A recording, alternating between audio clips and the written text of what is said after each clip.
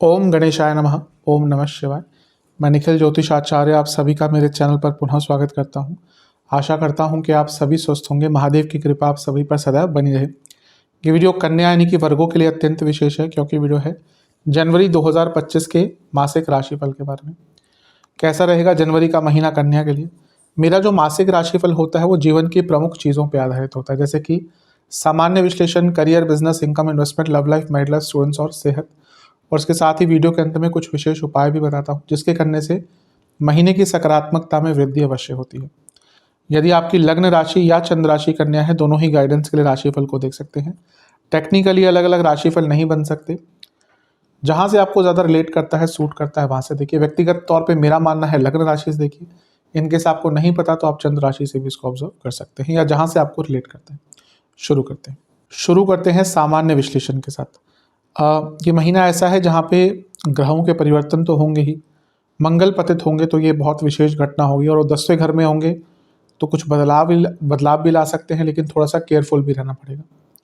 शुरू करते हैं। सबसे पहले लग्न पर देखें तो केतु का प्रभाव रहेगा। केतु बैठे रहेंगे लग्न में, और किसी ग्रह का 21 तारीख तक प्रभाव नहीं रहेगा, गुरु को छोड़कर। गुरु की दृष्टि बनी रहेगी निरंतर, और गुरु अब मार्गीय अवस्था की तरफ जा रहे हैं, तो एक जो ठहराव या रुकावटें या मंदता जीवन में आ गई थी वो दूर होगी या होनी शुरू होगी। और ये महीना क्योंकि केतु गुरु दोनों देख रहे हैं, और गुरु जैसे मैंने कहा मार्गीय अवस्था की तरफ जा रहे हैं, जो एक मेंटल क्लैरिटी की कमी हो गई थी, कई ऐसे विचार थे जो अनसुलझे थे, वो अनसुलझे विचारों को सुलझाने का महीना ये बहुत अच्छा है। कुछ नया ज्ञान सीखने के लिए बहुत अच्छा महीना है। जो पहला राशि परिवर्तन इस महीने का होगा वो होगा बुध का, और वो आपके लग्नेश हैं। तो बुध आपके चौथे भाव में आकर स्थापित हो जाएंगे, सूर्य के साथ युति बनाएंगे। बुध आदित्य योग बनता ही है, सूर्य बुध साथ में होते हैं तो, और ये अच्छा ही योग होता है। और बुध क्योंकि लग्नेश हैं और सूर्य 12वें घर के स्वामी है, कोई प्रॉपर्टी बेचने के लिए बहुत अच्छा योग है। विदेश जाने के लिए बहुत अच्छा योग है। विदेश संबंधित कार्यों की पूर्णता के लिए बहुत अच्छा योग है। जो लोग ऑलरेडी विदेश में रहते हैं, कुछ अपने पीआर आदि का काम करवाना चाहते हैं, बढ़ाना चाहते हैं आगे, उसके लिए बहुत अच्छा योग है। यहाँ से बुध अपने ही भाव को देखेंगे, यानी कि कर्म भाव को, तो एक प्रकार से कार्य क्षेत्र में आगे बढ़ने के मौके मिलेंगे। प्रमोशन, रिकॉग्निशन के भी मौके यहाँ पे बनते हुए दिख रहे हैं। तो बहुत अच्छा है, बहुत विशेष है सूर्य बुध का ये जो युति होती है। सूर्य 12वें घर के स्वामी है, तो अगर अपनी कोई प्रॉपर्टी बेचकर कोई नई प्रॉपर्टी भी लेना चाहते हैं तो उसके भी योग यहाँ पे बहुत अच्छे बन रहे हैं, तो इसका लाभ उठाइएगा। इसके बाद जो गोचर होगा बुध के बाद वो होगा सूर्य का, और सूर्य 14 तारीख को आपके पंचम भाव में आकर विराजमान हो जाएंगे। यहाँ से उनका एक उत्तरायण चरण भी स्टार्ट होगा, जहाँ पे वो शुभ माने जाते हैं। अब ऐसा नहीं कि जो दक्षिणायन होता है उसमें वो अशुभ ही होते हैं, लेकिन स्ट्रेंथ होती है, हर ग्रह की अलग स्ट्रेंथ है, तो उसमें सूर्य जो उत्तरायण में होते हैं उनकी स्ट्रेंथ ज़्यादा मानी जाती है। तो पंचम में जब सूर्य आ गए तो 12वें घर के स्वामी हैं, यानी कि विदेश जो स्टूडेंट्स जाना चाहते थे उनके लिए अच्छा है। और पंचम भाव के सूर्य हमेशा लाभ स्थान को देखेंगे ही, और यहाँ पे मंगल हैं जो कि आपके यहाँ पे लाभ स्थान में बैठे हैं, और वो अष्टम के स्वामी हैं। तो ये 12वें और अष्टम का योग हो गया, यानी कि हिडन इनकम बढ़ सकती है, गुप्त धन बढ़ सकता है, और विदेश से पैसा भी यहाँ पे बढ़ता हुआ दिख रहा है। अच्छा है। बस स्टूडेंट्स के लिए केयरफुल ये रहने की बात है कि उनका ध्यान थोड़ा भंग हो सकता है। अदरवाइज तो ये सूर्य का गोचर क्रिएटिविटी और प्रोडक्टिविटी दोनों ही बढ़ाता है। अच्छे अच्छे आइडियाज़ आते हैं, और एक प्रकार से जीवन को प्रैक्टिकली आगे बढ़ाने के लिए आइडियाज़ यहाँ पे आपको आपके मस्तिष्क में आएंगे। इसके बाद जो गोचर होगा वो मंगल का होगा, लेकिन वो सामान्य गोचर नहीं होगा, वो अलग प्रकार का गोचर होगा। मंगल पतित हो जाएंगे, गिर जाएंगे आपके 10वें भाव में। मैं बता चुका हूँ कई बार कि क्या होता है, ग्रह पीछे जाते जाते कभी पिछली राशि में गिर जाता है। आमतौर पे राहु और केतु को छोड़कर सारे ग्रह आगे ही बढ़ते हैं, यानी कि ऐसे ऐसे चलते हैं सारे ग्रह, राहु केतु को छोड़कर। राहु केतु ऐसे चलते हैं, जैसे केतु अभी कन्या में है तो अगले साल वो मई में सिंह में आ जाएंगे, उल्टे चलेंगे। लेकिन कभी कभी ग्रह पतित होता है तो वो पिछली राशि में गिर जाता है, जैसा मंगल के साथ हो रहा है। अब ये मिश्रित प्रभाव देगा। अच्छा किसके लिए हो सकता है? जिनको जॉब चेंज करनी थी, बहुत अच्छा योग है। जॉब नहीं मिल रही थी, बहुत अच्छा योग है। लेट्स से कि आपकी जॉब चली गई 2-3 महीने पहले, बहुत अच्छा योग है कि जॉब प्राप्त हो जाएगी। बहुत विशेष समय है आपका। लेकिन क्योंकि वो अष्टमेश है और पतित हो रहे हैं, तो जिसकी इस समय दशा अंतर्दशा अच्छी नहीं चल रही, उनके लिए यहाँ पे अचानक से जॉब जाने के योग बन सकते हैं। आपकी केतु की अंतर्दशा चल रही है, आपकी सूर्य की दशा अंतर्दशा चल रही है, आपकी शुक्र की दशा अंतर्दशा चल रही है, तो हो सकता है यहाँ पे जॉब जाने के योग आपके बन जाएं। तो बहुत केयरफुल यहाँ पे आपको रहना पड़ेगा। सबके साथ नहीं होगा, लेकिन कुछ लोगों के लिए जिनका समय जैसे मैंने कहा खराब चल रहा है, उनके जॉब जाने के अवश्य योग यहाँ पे थोड़े बहुत बन जाते हैं। तो केयरफुल, स्पेशली अगर कंपनी में हालात बुरे चल रहे हैं तो और सचेत रहिएगा। लेकिन जैसे मैंने कहा जॉब चेंज के योग बनेंगे। मंगल यहाँ पे दिग्बली होते हैं, वापस आ रहे हैं, तो जो कंट्रोल चला गया था करियर से ना, वो कंट्रोल वापस आएगा। बस पतित ग्रह है, वक्री ग्रह है, ये नहीं भूलना चाहिए। तो गलतियां होने की संभावना कार्य क्षेत्र में बहुत हो जाएंगी। हाँ, चौथे घर को देखेंगे, लग्न को देखेंगे, पंचम को देखेंगे, तो ना एक एग्रेसिव आपका व्यक्तित्व लोगों के सामने आएगा, जो यूजुअली करने वाले नहीं होते। बहुत सोच समझ कर और यूजुअली एक अच्छा माहौल रखने की कोशिश करते हैं, थोड़े से मजाकिया भी होते हैं, थोड़े इमेच्योरिश होते हैं। लेकिन गुस्सा एक ऐसी चीज़ है जो हम यूजुअली करने वालों से रिलेट नहीं करते। लेकिन यहाँ पे आप अपनी प्रकृति अपने के विरुद्ध होकर अपनी विकृति के साथ जाएंगे, यानी कि प्रकृति के विरुद्ध जाएंगे, और उसका एक बुरा प्रभाव थोड़ा सा पड़ सकता है। कार्य क्षेत्र में थोड़ा सा केयरफुल रहेगा, गुस्सा बहुत रहेगा। इसके बाद गोचर एक और होगा, वो आपके लग्नेश का ही होगा, और बुध पंचम भाव में बैठ जाएंगे, और वो लग्नेश हैं और दशमेश हैं, और पंचम में जाकर राजयोग बनाएंगे, केंद्र त्रिकोण राजयोग। और यहाँ पे भी सूर्य के साथ हैं लक्ष्मी स्थान में, यानी कि विदेश से पैसा, विदेश में जॉब, विदेश जाने के योग और अच्छे बन रहे हैं। 10वें से अष्टम में आ गए, लग्नेश हैं, 10वें घर के स्वामी हैं। 24 तारीख को ये बुध का गोचर होगा, तो यहाँ से भी जॉब चेंज के योग आपके अच्छे बन जाते हैं। महीना अच्छा है, लेकिन जो मैंने ये मंगल का जो पतित होना है, ये कभी कभी थोड़ा सा घटनाओं में परिवर्तन ला सकता है। शनि शुक्र की जोड़ी छठे घर में, शनि जो है विपरीत राजयोग बना रहे हैं, और जो शुक्र है वो एक प्रकार से आपके लिए बहुत शुभ ग्रह है। तो विपरीत राजयोग और भाग्य स्थान का स्वामी, धन स्थान का स्वामी छठे भाव में, कोई केस चल रहा था पैसों को लेकर, कोई केस और चल रहा था, या कुछ संभल नहीं रहा था, कुछ कोई आपके कोर्ट केसेस सुलझ नहीं रहे थे, तो उन चीज़ों को सुलझाने के लिए शनि शुक्र की जोड़ी बहुत अच्छी है। और ये आपके पिताजी के लिए भी कुछ लाभ दे सकती है, क्योंकि नवम से 10वें में शनि शुक्र की जोड़ी है, यानी कि पिताजी को प्रॉपर्टी का लाभ या धन का लाभ बता रहा है। तो ओवरऑल बहुत अच्छा है। गुरु नवम में बने रहेंगे, और आपके बाधक अवश्य हैं, लेकिन अब मार्गीय अवस्था की तरफ जा रहे हैं, तो भाग्य अब खुलने लगेगा, भाग्य साथ देने लगेगा। बहुत अच्छी चीज़ें हैं, इनका लाभ उठाइएगा। जो नेगेटिव चीज़ें मैंने कही उनका ध्यान दीजिएगा। कुछ विशेष प्रेडिक्शंस मेरी तरफ से। ये महीना ऐसा है जहाँ पे आपको अपने ऊपर काम करना है, आपको आत्ममंथन पर ध्यान देना है, आपको अपनी कमियों को समझना है, और एक प्रकार से स्थिरता पर और लॉन्ग टर्म स्टेबिलिटी पर काम करना है। ऊर्जा बढ़ेगी जैसे जैसे महीना आगे जाएगा, क्योंकि मंगल का प्रभाव लगन पर आ जाएगा।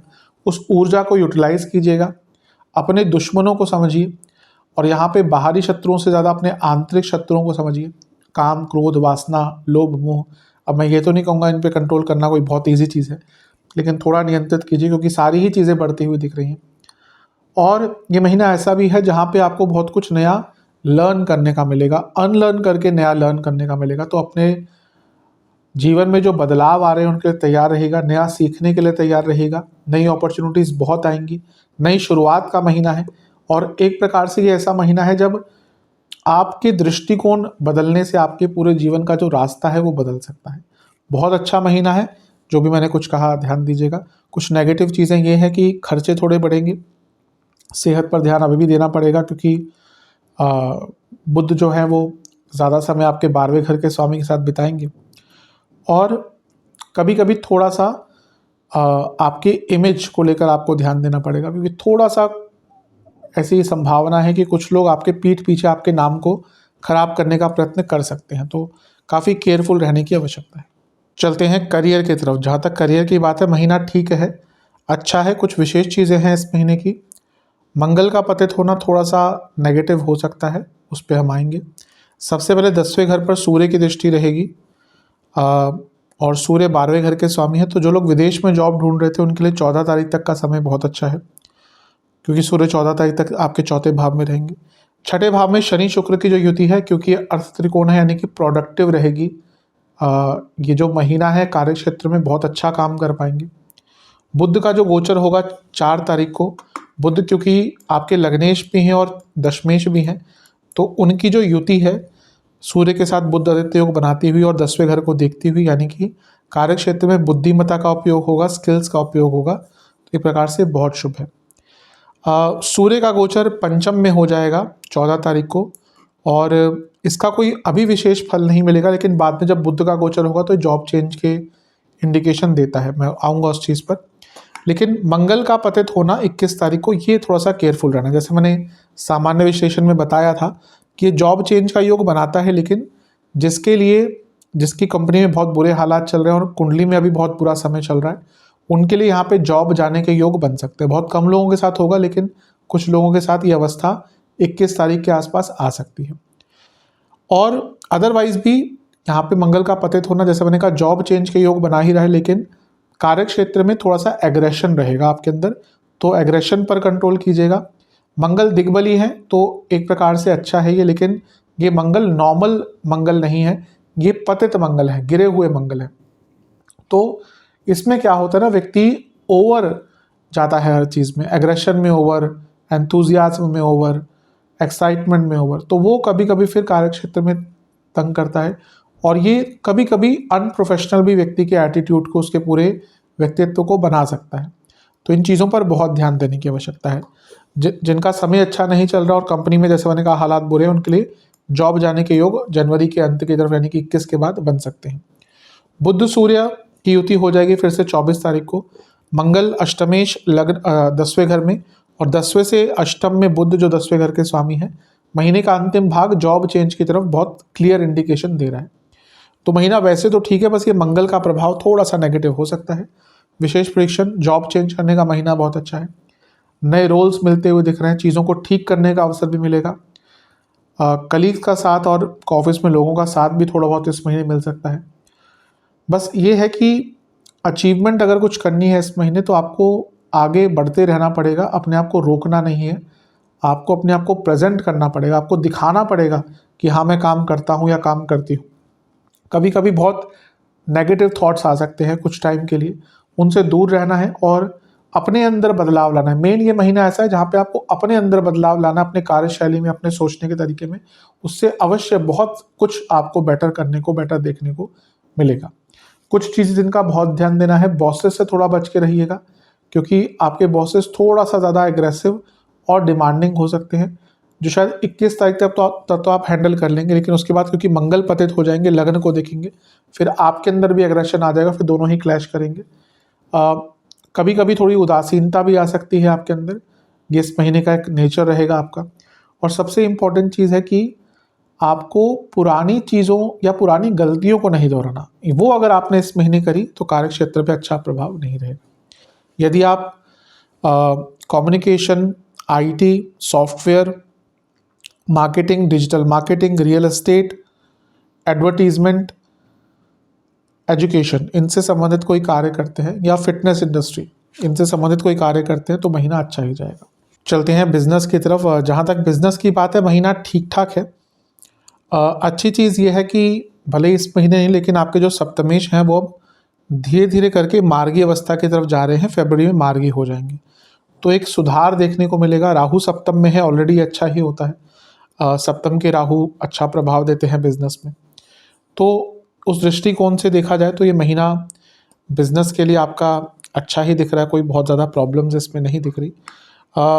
बस एक चीज़ का आपको ध्यान देना है कि जो आपके सूर्य हैं वो आपके पंचम भाव में आ जाएंगे 14 तारीख को, बुध 4 को 10वें घर में आ जाएंगे। तो यहाँ पे क्या है ना कि सरकार से कुछ लाभ हो सकता है आपको, क्योंकि सप्तम से 11वें में सूर्य हैं, लेकिन यही जो सूर्य हैं वो 12वें घर के स्वामी भी हैं।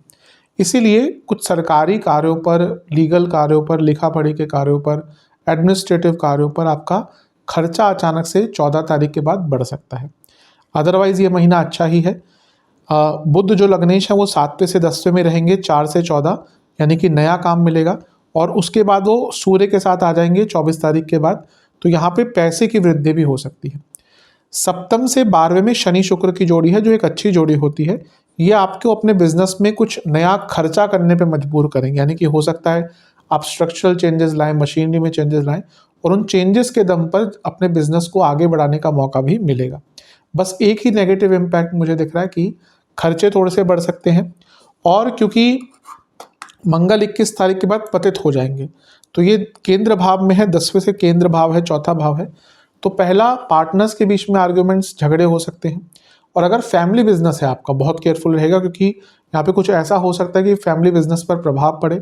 और फैमिली बिजनेस में क्या होता है, अगर बिजनेस पे प्रभाव पड़ता है तो फैमिली के रिलेशंस पे प्रभाव पड़ता है। कई फैमिली बिजनेसेस होते हैं, तो उनको यहाँ पे बहुत केयरफुल रहने की आवश्यकता है। विशेष प्रेडिक्शंस, सबसे पहला तो थोड़ी सी सत्यता आपने बिजनेस में लाई है। ऐसा लग रहा है कि मे बी आप शॉर्टकट्स थोड़े से ले रहे हैं, इस पर काम कीजिए। बहुत कुछ अचीव कर सकते हैं इस महीने, थोड़ा प्लानिंग पर ध्यान दीजिए। लाभ होगा, बाहर से, विदेश से लाभ हो सकता है अगर विदेश का कार्य आप करते हैं तो। और अचानक से बड़े धन की प्राप्ति भी इस महीने दिख रही है, specially towards end of the month. एक ऐसा कोई काम करने का मौका मिल सकता है जो शायद आपके कंफर्ट जोन से बाहर हो, या फिर जो आप पर्टिकुलरली बिजनेस का आपका जो स्ट्रीम है उससे कुछ हटकर हो, लेकिन अगर आपने थोड़ा सा अपने आप को अप्लाई किया तो अवश्य लाभ प्राप्त कर सकते हैं। महीना बहुत अच्छा है, बस खर्चे, पार्टनर्स के साथ झगड़े, और फैमिली बिजनेस है तो वहाँ पे भी झगड़े, ये ऐसी चीज़ें हैं जिन पर आपको बहुत नियंत्रण करना है।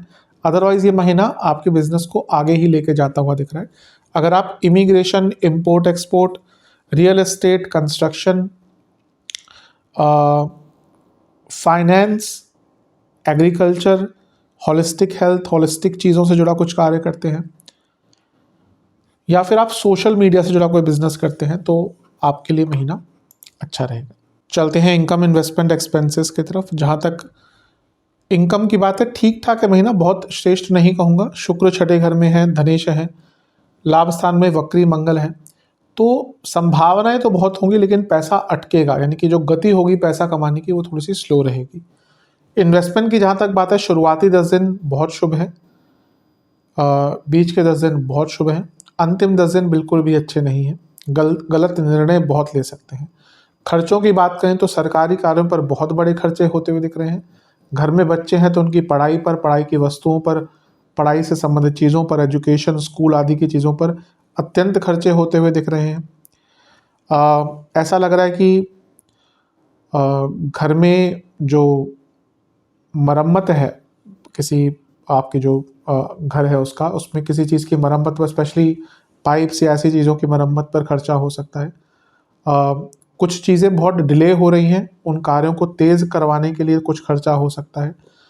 और मंगल क्योंकि पतित होकर यहाँ पे आ जाएंगे, लग्न को देखेंगे, ये दिखा रहा है कि इलेक्ट्रिकल इक्विपमेंट्स पर, गैजेट्स पर, वाहन पर अत्यंत खर्चा 21 तारीख के बाद होगा। आप देखेंगे आप में से कई लोगों का 21 तारीख के बाद या तो कोई इलेक्ट्रिकल इक्विपमेंट खराब होगा, फ़ोन आदि हो सकता है, गैजेट्स खराब हो सकता है, या फिर वाहन में कोई बहुत बड़ा खर्चा आपका हो सकता है, तो बहुत केयरफुल रहने की आवश्यकता है। चलते हैं लव एंड रिलेशनशिप की तरफ। जहाँ तक लव एंड रिलेशनशिप की बात है, एक प्रकार से सबसे पहले नो कॉन्टैक्ट सिचुएशन की बात करते हैं। हाँ, संभावना है, पूरी संभावना है कि महीने के मध्य भाग के आसपास चांसेस बन रहे हैं। नए रिलेशनशिप के भी बहुत चांसेस है, लेकिन प्रयास थोड़े से ज़्यादा करने पड़ेंगे, क्योंकि शनि शुक्र साथ में है, ये एक योग बना रहा है। लेकिन क्योंकि छठे घर में शुक्र है तो ये ईजी नहीं रहता, तो अगर रिलेशनशिप स्टार्ट करना है तो थोड़े से प्रयत्न और प्रयास ज़्यादा करने पड़ेंगे। जहाँ तक उनकी बात है जो ऑलरेडी रिलेशनशिप में है, देखिए पंचम भाव पर मंगल की दृष्टि बनी रहेगी, लेकिन बदलाव कहाँ पे आएगा उसकी बात करते हैं। यहाँ पे आपके 11वें घर में है, 7वीं दृष्टि से देखेंगे, फिर गिर जाएंगे, फिर 8वीं दृष्टि से देखेंगे, उस पे बाद में आते हैं। सूर्य 14 तारीख को आ जाएंगे पंचम में, तो थोड़ी सी प्रॉब्लम्स वहीं से आना शुरू हो जाएंगी रिलेशनशिप में। बुध 4 तारीख को यहाँ पे आएंगे और 24 तारीख को पंचम में आ जाएंगे। बुध थोड़ा सा संभाल लेंगे क्योंकि लग्नेश हैं, लेकिन सूर्य जैसे मैंने कहा ना 14 तारीख को आएंगे तो वहाँ से प्रॉब्लम स्टार्ट होंगी। असल प्रॉब्लम स्टार्ट होंगी 21 तारीख से, क्योंकि वहाँ पे मंगल पतित होकर पिछली राशि में गिर जाएंगे। पतित ग्रह बहुत वॉलेटाइल होता है, और अगर हम देखें तो पंचम भाव पर वक्री मंगल, वक्री केतु, वक्री गुरु की दृष्टि है, ऊपर से सूर्य जो सेपरेटर है वो आ गए, तो कई लोगों के रिलेशनशिप में बहुत प्रॉब्लम्स आ सकती हैं 21 तारीख के बाद, और इवन ब्रेकअप तक भी बात यहाँ पर पहुँच सकती है। तो बहुत केयरफुल रहने की आवश्यकता है। ये समय बहुत ईजी नहीं बीतेगा 21 तारीख के बाद का। विशेष प्रेडिक्शन, पैसों की बात को लेकर बहुत झगड़े होंगे, भौतिक चीज़ों पर बहुत झगड़े होंगे, बहुत अप्स एंड डाउन चलेगा इस ये महीना की, जहाँ पे ना 2-3 दिन 4 दिन लगेगा सब ठीक है, फिर अगला हफ्ता पूरा बेकार जाएगा रिलेशनशिप में। कई लोगों के ब्रेकअप हो सकते हैं, बहुत संभावना है, क्योंकि दिख रहा है, बाकी जो स्थितियां अभी मैं देख रहा हूँ, दिख रहा है कि कई लोगों के ब्रेकअप हो सकते हैं। पर यह है कि हाँ, जिनका समय थोड़ा सा अच्छा चल रहा है, जिनका समय खराब है उनका ब्रेकअप हो जाएगा, जिनका समय अच्छा है उनके आर्ग्यूमेंट्स के बाद चीज़ें क्लियर होंगी और फिर रिलेशनशिप थोड़ा सा आगे बढ़ेगा। तो रिलेशनशिप के दृष्टिकोण से थोड़ा सा मिश्रित ही महीना प्रतीत होता है। चलते हैं वैवाहिक जीवन की तरफ। जहाँ तक वैवाहिक जीवन की बात है, महीना ठीक ठाक है। सप्तमेश वक्री से मार्गी अवस्था की तरफ जाएंगे, अभी मार्गी होंगे नहीं, लेकिन ये है कि पिछले लंबे अरसे से बहुत ज़्यादा प्रॉब्लम्स आई होंगी कन्या वालों को, स्पेशली अक्टूबर से वो चीज़ें थोड़ी सी कम होंगी। लेकिन मैं कन्या वालों को ये चीज़ कहूँगा कि थोड़ा सा ध्यान मैरिड लाइफ पर देना शुरू कर दीजिए, क्योंकि ये जो है ना, ये आने को तत्पर है सप्तम में, मार्च में आ जाएंगे और उसके बाद चीज़ों को ठीक करना बहुत मुश्किल हो जाएगा। ये महीना बहुत बुरा तो नहीं कहूँगा, लेकिन बहुत अच्छा भी नहीं है, क्योंकि शुक्र जो कारक हैं मैरिड लाइफ के, वो छठे भाव में बैठे हैं और छठे भाव के शुक्र अच्छा रिजल्ट नहीं देते, और शनि के साथ बैठे, तो ना एक कनेक्शन की कमी फील होगी। और यूजली डाइवोर्सेस कब होते हैं ना, कि चलो झगड़े हो गए, ये हो गया, वो हो गया, लेकिन एक तौर पे जब आप अपने लाइफ पार्टनर से कनेक्ट नहीं कर पाते ना, इमोशनल लेवल पे हो, इवन फिजिकल इंटीमेसी की प्रॉब्लम भी शनि शुक्र से आती है। अगर सप्तम में है, छठे में है, 12वें में है, तीसरे में है, ये भी एक योग होता है। शनि तीसरे में अगर शुक्र का कोई प्रभाव आ गया, फिजिकल इंटीमेसी नहीं रहेगी पति पत्नी के बीच में, और वो अवश्य चीज़ों को और ख़राब करती है। तो ये महीना बहुत बुरा भी नहीं है, लेकिन बहुत अच्छा भी नहीं है। मैं यही सजेस्ट करूँगा कि अभी से चीज़ों को ठीक कर लीजिए जितना हो सकता है। काउंसलिंग हो, बड़ों की मदद हो, साथ में बैठकर बातचीत करना हो। राहु सप्तम में चल रहे हैं तो ट्रस्ट इश्यूज होते हैं, दूसरे व्यक्ति की तरफ ध्यान आकर्षित होता है, दोनों का ही, क्योंकि जब शादीशुदा, आज का टाइम पहले जैसा नहीं है ना कि ऑप्शंस नहीं है। आज से 20 साल पहले, 25 साल पहले आप कहाँ होते होंगे जो अफेयर्स आदि होते हैं शादी में रहते हुए, लेकिन उतनी मात्रा में नहीं जितना आज की मात्रा में, क्योंकि आज से 20 साल पहले, 25 साल पहले कोई सोशल मीडिया नहीं था, कोई डेटिंग ऐप्स नहीं थी। पहले मैं मना नहीं करा कि नहीं होता था, लेकिन उस मात्रा में नहीं जो आज हो रहा है। कि आज तो कभी कभी ऐसा होता है कि ऑप्शंस रेडली अवेलेबल होते हैं, कि एक मैरिड लाइफ में प्रॉब्लम आई तो ऑप्शंस अवेलेबल हैं व्यक्ति के पास।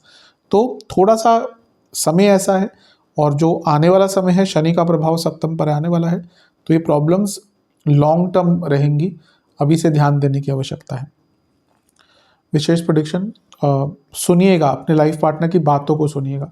कभी कभी क्या होता है ना, जब हमारा झगड़ा होता है तो हम केवल अपने ही दृष्टिकोण से सोचते हैं, और ऑब्वियसली हम बायस तो होते ही, हम अपने लिए तो बायस होंगे ही। तो उसमें चक्कर में क्या होता है ना, कि अगर हमारी कुछ गलती भी होती है और लाइफ पार्टनर का कोई पॉइंट भी होता है, हम नहीं सुन पाते उस चीज़ को। जादू का एक एक्सपेक्टेशन मत रखिएगा कि सब कुछ 2 दिन में ठीक हो जाएगा, टाइम लगेगा। आपको अपने और अपने लाइफ पार्टनर को प्रायोरिटी देनी है कि हाँ, हमें ठीक करना है तो हमें ही प्रयत्न करने पड़ेंगे। कभी कभी क्या होता है ना कि दूसरों पे छोड़ देते हैं या फिर समय पे छोड़ देते हैं, नहीं, ये वो टाइम नहीं है, क्योंकि आने वाला समय कोई बहुत अच्छा नहीं दिख रहा। ये महीना है जब चीज़ों को ठीक करने का प्रयत्न करेंगे, भले ही विलंबित हो, लेकिन रिजल्ट मिलेंगे। लेकिन जैसा मैंने कहा, अगर छोड़ दिया समय पर, तो आने वाला समय तो शनि का है जो सप्तम में आ जाएंगे और काफ़ी प्रॉब्लम्स क्रिएट कर सकते हैं। तो बहुत ध्यान देने की आवश्यकता है। ये महीना थोड़ा सा बहुत अच्छा तो मैं नहीं कहूँगा मैरिड लाइफ के लिए। चलते हैं स्टूडेंट्स की तरफ। स्टूडेंट्स के लिए पहले एग्ज़ाम से स्टार्ट करते हैं। शुरुआती 10 दिन ठीक है। यहाँ पे थोड़ा सा अपने एग्रेशन पर कंट्रोल कीजिएगा और थोड़ा सा फ्लेक्सिबल रहिएगा। बीच के 10 दिन अच्छे नहीं दिख रहे, क्योंकि मन बिल्कुल भी एकाग्र नहीं हो पाएगा। अंतिम 10 दिन फिर भी ठीक है। स्टूडेंट्स की ओवरऑल बात करें तो पंचम पर मंगल का प्रभाव रहेगा ही, लेकिन ये मंगल पतित हो जाएंगे, तो 21 तारीख के बाद थोड़ा सा ध्यान ज़्यादा देना है। अच्छी चीज़ है कि पहले 4 से 14 के बीच में बुधादित्य योग बनेगा, फिर 14 को सूर्य पंचम में आ जाएंगे, फिर बुध भी पीछे पीछे 24 तारीख को आ जाएंगे, तो पंचम में बुधादित्य योग बन रहा है, अच्छा है। पंचमेश भी शुक्र के साथ होंगे, विपरीत राजयोग बना रहे हैं। बस ये मंगल का जो प्रभाव है ना, जो ऊर्जा है मंगल की, वो जब 21 तारीख को गिरेंगे तो कंट्रोल करना कभी कभी मुश्किल हो जाता है। तो बस अपनी ऊर्जा पर नियंत्रण, गुस्से पर नियंत्रण, एकाग्रता पर काम और पॉजिटिव थिंकिंग, क्योंकि पतित ग्रह कभी कभी बहुत व्यक्ति को कंपैरिजन करने पर मजबूर कर देता है और फिर व्यक्ति देखता है इधर उधर और उसको अपने ऊपर से विश्वास उसका कम होता है, नेगेटिव थिंकिंग थोड़ी सी आ जाती है, तो इस पर विचार करना पड़ेगा। स्पेशल प्रेडिक्शन, ये महीना बहुत मेंटली फिजिकली एग्जॉस्टिव दिख रहा है, तो अपने मेंटल फिजिकल रिलैक्सेशन रिजुविनेशन पर ध्यान दीजिएगा। अपने ऊपर से विश्वास कम होता दिख रहा है, बहुत काम करना पड़ेगा इस पर। जीवन में एक रिदम नहीं है, इस पर बहुत काम करना पड़ेगा इस महीने। और ये महीना अपने गलतियों को देखने का, समझने का, आत्ममंथन कर कर सुधारने का है। अगर इस महीने में भी अपनी गलतियां नहीं सुधार पाए ना, तो आगे आने वाले टाइम में सुधार नहीं पाएंगे। तो ये महीना, मैं ये तो नहीं कहूँगा कि बहुत अच्छा है, लेकिन अगर बदलाव लाना चाहते हैं, ईजी महीना नहीं रहेगा, लेकिन ऐसा महीना रहेगा जो आने वाले महीनों के लिए एक पटकथा लिख सकता है, तो इस पर विचार कीजिएगा। चलते हैं सेहत की तरफ। जहाँ तक सेहत की बात है, सबसे पहले ये महीना उनके लिए कष्टकारी है जिनको हृदय रोग हैं, हड्डियों के रोग हैं, जिनकी इम्यूनिटी कम है, पेट के रोग रहते हैं और इंटेस्टाइन के इश्यूज और मेटाबॉलिक डिसऑर्डर्स रहते हैं, उनके लिए महीना ज़्यादा कष्टकारी रहेगा। और कफ रोग बहुत तंग करेंगे। शुरुआती 10 दिन कफ रोग, सर से संबंधित रोग, एकाग्रता की कमी और उसके कारण नींद ना आना, एंग्जाइटी और इन्फेक्शंस, बड़े इन्फेक्शंस, प्राइवेट पार्ट से जुड़े इन्फेक्शंस। मध्य भाग जो है पुनः सर के रोग, आँखों के रोग, एंग्जाइटी, डिप्रेसिव थॉट्स, नसों की प्रॉब्लम, स्किन इन्फेक्शंस। अंतिम 10 दिन ENT, गले के रोग, कफ रोग बढ़ेंगे, नसों के रोग बढ़ेंगे, वीकनेस रहेगी, पेट के रोग बहुत ज़्यादा तंग करने वाले हैं। उपाय की बात करते हैं। उपाय ये मंदिर जाकर करेंगे तो अच्छा है, नहीं कर सकते तो घर में भी कीजिएगा, घर में भी कर सकते हैं। क्या उपाय है? मंदिर जाइएगा, गणपति जी को पहले पंचामृत का भोग लगाइएगा और साथ में लड्डुओं का भोग लगाना है, बेसन के लड्डू। और वहीं पर आपको 4 तिल के दिए भी अर्पण करने हैं गणपति जी को, जिसमें हर दिए में कुछ तिल के दिल, सफ़ेद तिल के दाने होने चाहिए। ये सब आपने कर लिया। वहीं पर बैठकर गणेश चालीसा का 4 बार पाठ कीजिएगा। इसके बाद एक मंत्र है गणपति जी का, ओम लंबोदराय नमः, इसका 108 बार जाप कीजिएगा और फिर अंत में गणेश जी की आरती कीजिएगा। तो ये उपाय करेंगे तो अवश्य अच्छा रहेगा आपके लिए। आरती करने से कोई बुरा नहीं होता। आजकल कई ज्योतिष आ गए हैं जो बताते हैं कि आरती करने से लक्ष्मी जी खराब चली जाती हैं वापस, या कुछ देवता रुष्ट हो जाते हैं। जिसको नॉलेज नहीं वो बातें करता है। आरती जो उपचार पूजाएं होती हैं, षडोपचार, पंचोपचार, खैर पंचोपचार में तो नहीं होते, लेकिन षडोपचार में एक उसका स्थान है और बहुत महत्वता है। तो आरती करने से किसी का कोई बुरा नहीं होता। आशा करता हूँ कि वीडियो काम आएगी। चैनल पर नए हैं, सब्सक्राइब कीजिए, वीडियो को लाइक कीजिए। मिलता हूँ अगले वीडियो में, तब तक के लिए ओम नमः शिवाय।